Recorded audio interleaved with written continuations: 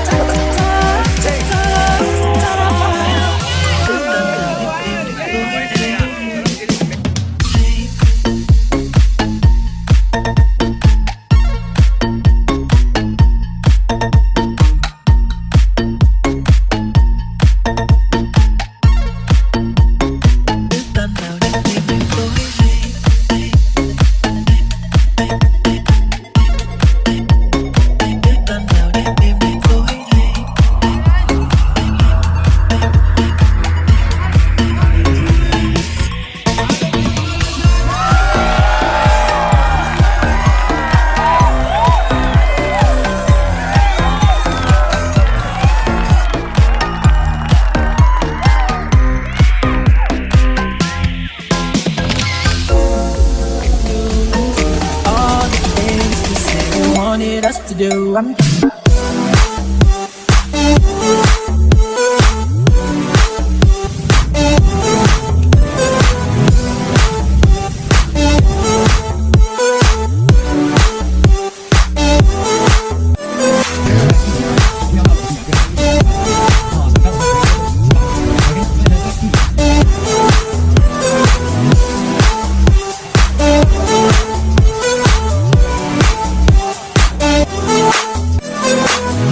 Roses, chỉ cần có nghe, okay, no man.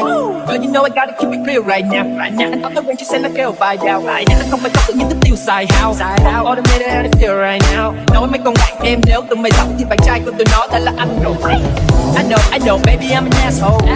But that's cause you the shit though. Bắt bằng mắt xanh thì phải biết như là sẽ đang học. Baby anh không có tiếc đâu.